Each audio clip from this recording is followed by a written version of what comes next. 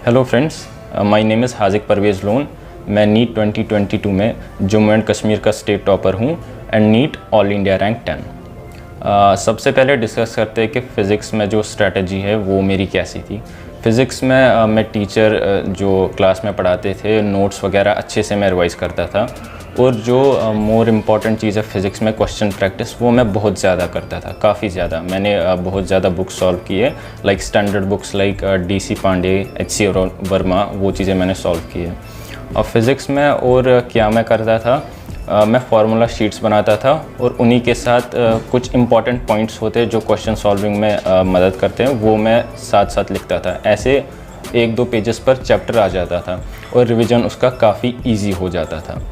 और मोरओवर अगर अब कोई कोचिंग स्टूडेंट्स एफर्ट नहीं कर पाते हैं तो आपके पास एक अच्छा सोर्स है यूट्यूब, और इसी के साथ मैं एडवाइस करना चाहता हूँ कि एक अच्छी ऑब्जेक्टिव बुक आप ज़रूर सॉल्व करें। लाइक मैं खुद सजेस्ट करूँगा आपको DC पांडे।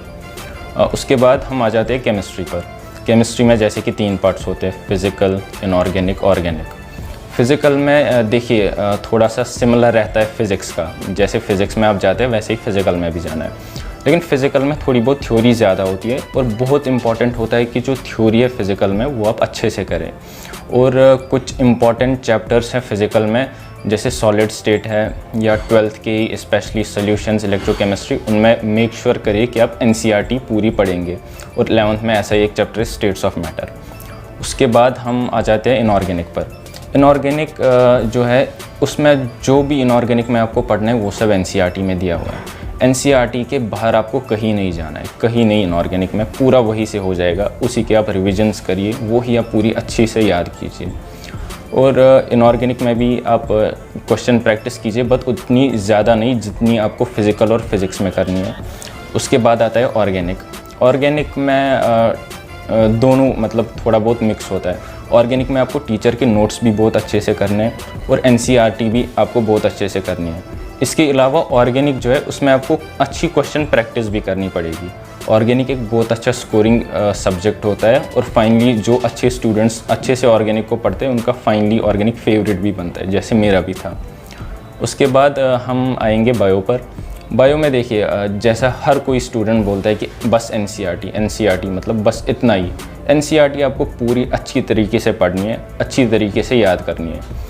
बट NCERT आप कैसे इफ़ेक्टिवली समझेंगे, उसके लिए जो क्लासेस आप देते हैं टीचर्स के पास वो आपको अच्छे से अटेंड करनी है, और उसी के साथ उसी दिन आप वो टॉपिक फिर से NCERT से पढ़िए और अच्छे से उसको याद कीजिए। और इसके अलावा बायो में भी मैं रिकमेंड करूँगा आप कोई ऑब्जेक्टिव बुक सॉल्व कीजिए उसमें भी, क्योंकि अच्छी क्वेश्चन प्रैक्टिस हो जाती है उससे भी, और मोरओवर उससे रिवीजन भी काफ़ी अच्छा होता है, चीज़ें बहुत टाइम तक याद भी रहती हैं। तो ये चीज़ें आप बायो में कर सकते हैं। बायो मैं खुद एक ऑब्जेक्टिव बुक सॉल्व करता था, बायो नीट। उसमें काफ़ी अच्छे ऑब्जेक्टिव्स दिए, NCERT से वो डिराइव्ड है, NCERT की बिल्कुल लाइन से। इसके बाद हम आते हैं 16 जुलाई, that was 1 day before the exam. मेरा क्या पैटर्न होता था, मैं जो लास्ट के अराउंड 5-6 मंथ्स थे उसमें मैं सुबह 5 बजे उठता था and I would sleep around 10-10:30। हाँ, तो अब आते हैं हम 16 जुलाई पे, that was 1 day just before the exam. तो मेरा क्या पैटर्न रहता था, मैं सुबह 5 बजे उठता था। इन अराउंड लास्ट 5-6 मंथ्स यही मेरा पैटर्न रहता था। तो उस दिन भी मैंने सेम फॉलो किया, मैं सुबह 5 बजे उठा और उस दिन भी मैंने पढ़ा, बिल्कुल हाँ, लास्ट डे पे भी मैंने पढ़ा, but only up to 2 PM।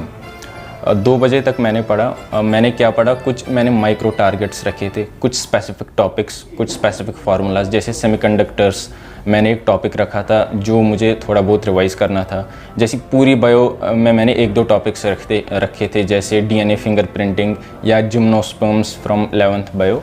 ऐसी कुछ चीज़ें जो मैंने रखी थी, और अपनी डाउट्स मिस्टेक्स वाली नोटबुक वो मैंने रिवाइज़ की अप टू 2 PM, क्योंकि 2 PM वो टाइम था जब दूसरे दिन हमारा एग्ज़ाम शुरू होने वाला था। और मैंने ये इंश्योर किया कि एग्ज़ाम से पहले 24 आवर्स मैं कुछ भी नहीं पढ़ूँगा, मैं पूरा अपना माइंड जो है वो फ्री रखूँगा।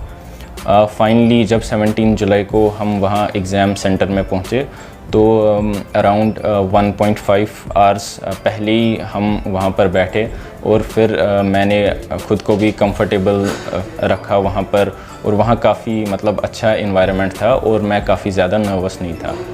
तो फिर उसके बाद जब पेपर आया, जब मैंने दूर से पेपर देखा, यूजुअली स्टूडेंट रिएक्शन यही होती है कि हार्ट पैल्पिटेशंस होती है या आप डर जाते हैं, लेकिन मैंने अपना माइंड उस टाइम पे काम रखा, उस टाइम पे भी मैं काम रहा अच्छे से। तो फिर जब मैंने पेपर सॉल्व किया, मेरा यही पैटर्न रहता था पेपर सॉल्व करने का, जो मैंने डेवलप किया था ओवर पास्ट 5-6 मंथ्स। जो पूरा नीट पेपर है वो मैं 2 बार सॉल्व करता था इन 3 hours and 20 minutes। 2 bar solve करने का मतलब जो मैं पहला राउंड देता था, पूरा पेपर मैं उसमें सॉल्व करता था in around 1 hour 20 minutes, 1 hour 30 minutes। This would take around this time. उसके बाद मैं दूसरा राउंड भी देता था। दूसरा राउंड जो मेरा होता था उसमें भी मैं सेम क्वेश्चन फिर से दोबारा सॉल्व करता था अलॉन्ग विद OMR फिलिंग। इससे क्या बेनिफिट होता है, इससे जो सिली मिस्टेक्स आप करते हैं वो काफ़ी हद तक रिड्यूस होती है। तो ये मेरा पेपर पैटर्न था। यूजुअली 11th-12th में मैं अराउंड 6 to 7 hours पढ़ता था, लेकिन जैसे ही एग्ज़ाम फिर नज़दीक आते गया, फिर जो स्टडिंग टाइम है वो भी इंक्रीज़ हुआ up to an average of 7 to 10 hours। तो इसके बाद जो टाइम मैनेजमेंट होता है वो भी एक इम्पॉर्टेंट पार्ट होता है आपकी प्रिपरेशन का। The best way to manage the time is to make daily targets. अब डेली टारगेट्स बनाइए और अपनी फीजिबिलिटी जैसे आपको फीजिबल लगे, आप वीकली भी बना सकते हैं, मंथली भी। बट इनिशियल स्टेज में मैं यही कहूँगा कि आप डेली टारगेट्स बनाइए और उन पर आप अच्छे से चलिए। सोशल मीडिया पर मैं ज़्यादा एक्टिव नहीं था। 11th-12th में मैंने सोशल मीडिया एप्लीकेशन वगैरह डिलीट की थी। बट फिर भी मैं एक चीज़ मेंशन करना चाहता हूँ कि मोबाइल फ़ोन जो है मेरे लिए भी एक डिस्ट्रैक्शन रही है, और उसमें भी सबसे जो इम्पोर्टेंट डिस्ट्रैक्शन थी वो थी यूट्यूब। और ये डिस्ट्रैक्शन मेरे साथ up to the last day of exam तक रही है ये डिस्ट्रैक्शन। अब कुछ स्टूडेंट्स होते हैं जो कि कोचिंग वगैरह एफर्ड नहीं कर पाते, उनके लिए सबसे बेस्ट यही है कि जो टेक्नोलॉजी है अभी उसी का आप यूज़ कीजिए। सबसे जो बेस्ट प्लेटफॉर्म हो सकता है आपके लिए वो यूट्यूब। देखिए, यूट्यूब मेरे लिए एक डिस्ट्रैक्शन भी रही है, यूट्यूब ने मुझे काफ़ी हेल्प भी किया है। ऐसे ही आप भी यूट्यूब से काफ़ी ज़्यादा हेल्प ले सकते हैं, आप वहाँ से पढ़िए। और उसके अलावा आप वहाँ से पढ़िए, आप कुछ बुक्स भी लाइए जो आप सॉल्व करेंगे, and definitely you will excel in your exam.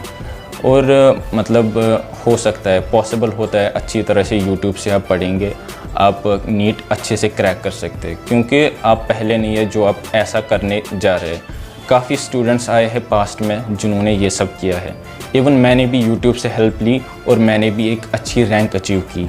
एक एक्स्ट्रा ऑर्डिनरी स्टूडेंट बनने के लिए आपको एक्स्ट्रा ऑर्डिनरी चीज़ें नहीं करनी पड़ती है, आपको बस ऑर्डिनरी चीज़ें करनी पड़ती है रिपीटेड वे में, डेली, बार बार। फाइनली जब छोटी छोटी चीज़ें एक्यूमुलेट होती है वो आपको एक बड़ा रिज़ल्ट देती है और आपको एक्स्ट्रा ऑर्डिनरी बना देती है।